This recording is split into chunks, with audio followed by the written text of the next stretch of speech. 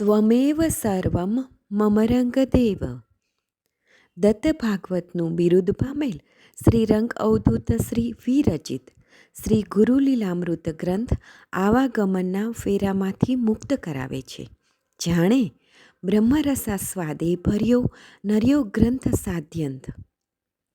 આ વરદ અને ઔપાસનિક ગ્રંથને રંગબાળ શ્રી જગદીશાનંદજીએ સરળ અને સંક્ષિપ્ત ગદ્ય લેખન રૂપે વર્ષના દરેક દિવસ માટે એક પેજ તેમ 364 પેજમાં આ શ્રીરંગ બ્રહ્મરસાસ્વાદનું સર્વને રસપાન કરાવ્યું છે. તે ક્રમમાં દરરોજ શ્રવણ કરીએ. દત્તબાવનીના ગાન પછી આ એક પેજનું પઠન કરવું શ્રેયસ્કર છે. સપ્તાહ 21 ગુરુવાર. અલખજી કહે છે કે હે નિરંજન, શ્રી દત્ત ભગવાને યદુરાજાને નિર્વિકાર આકાશ એ જ રીતે નિર્વિકાર આત્મા છે એમ સમજાવ્યું. માટીના ઘડા જુદા જુદા રંગના જુદા જુદા ઘાટના. નિરાકાર માટીને મનમાં આવ્યો તે આકાર આપી કુંભાર ઘડા બનાવે છે. એ ઘડો પાણીથી ભરીને ખુલ્લી જગ્યામાં ઘડાના પાણીમાં આકાશ દેખાય તે રીતે તેને વચ્ચોવચ મૂકીને તે ઘડાના ખુલ્લા મુખમાં જુઓ તો તે ઘડાના પાણીમાં જે અનંત વ્યોમ છે તે પ્રતિબિંબ દેખાશે. ઘડાનું પાણી હાલતા આકાશ પણ હાલતું દેખાશે. વિચારો, એ અનંત નભ ઘટમાં ઉપર જેવું છે તેવું જ દેખાશે. અચાનક ઘડો ફૂટતા પાણી વહી જશે, ઘડો માટી થઈ જશે, પણ આકાશને કંઈ જ થતું નથી. એ જ રીતે ઘડો માટી એ શરીર છે, વ્યોમ છે તે આત્મા છે, શરીર નાશ પામે છે. આકાશ આત્મા અવિનાશીનો ક્યારેય નાશ થતો નથી. આ જુદા જુદા જે દેહો દેખાય છે તેના 3 કારણો છે: કાળ, કર્મ ને ગુણ. આ ત્રણેયને જ્યાં સુધી એક સંબંધ છે ત્યાં સુધી નદીના જળ પ્રવાહની માફક ભેદ દેખાય છે. તેથી ત્રણેયની ઉત્પત્તિની કલ્પના જેના મનમાં આવતી નથી તેને તે પ્રવાહ જોઈને આશ્ચર્ય થાય છે. જે ગુણોનો ક્ષય કરે છે તે કાળ છે અને જન્મનું નિમિત્ત છે તે કર્મ છે. આના જ 3 પ્રકારના ભેદને સત્વ, રજસ અને તમસની સંજ્ઞા આપી છે. આ ગુણો જ જગતનું ઉપાદાન કારણ છે. જે આપણો દેહ છે તે કાળ, કર્મ, ગુણ. આ દેહ પહેલાં હતો નહીં, અંતમાં એ નહીં હોય, પણ જે વચ્ચે મધ્ય ભાગમાં દેખાય છે તે જ આ માયા છે. તે ઈશ્વરની સત્તાથી કામ કરે છે.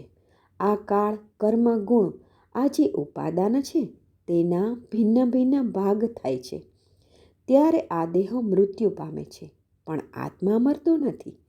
જેમ આકાશમાં પવનના યોગથી વાદળા ભમે છે, પણ આકાશને વાદળાનો સંસર્ગ ક્યારેય થતો નથી, તેવી જ રીતે આત્માને કોઈ પણ વ્યક્તિનો સંસર્ગ થતો નથી.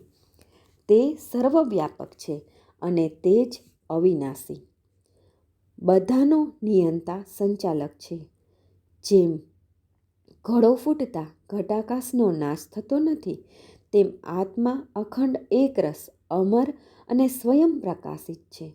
આમ અવિનાશી સર્વવ્યાપક આકાશને સમજીને આ આત્માની ઓળખાણ થતાં જ જન્મ મરણનું દુઃખ રહેશે નહીં.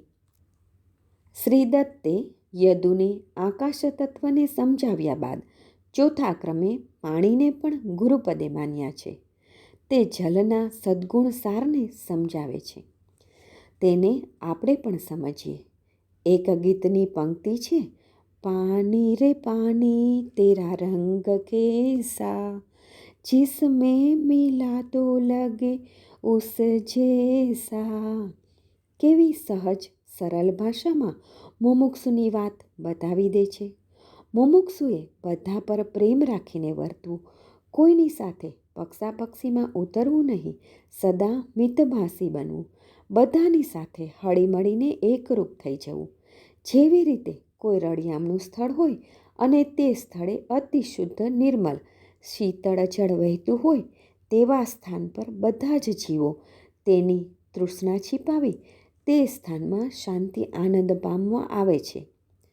તે મુમુક્ષુઓએ સદ્ગુરુ કૃપાથી જે નિજાનંદ પોતે પ્રાપ્ત કર્યો હોય તે નિજાનંદ પોતાની મધુર મૃદુ ભાષાથી જિજ્ઞાસુ વૃત્તિવાળા સાથે જ્ઞાનગોષ્ઠી કરી તેને જ્ઞાનામૃત પાઈને તૃપ્ત કરવો જોઈએ.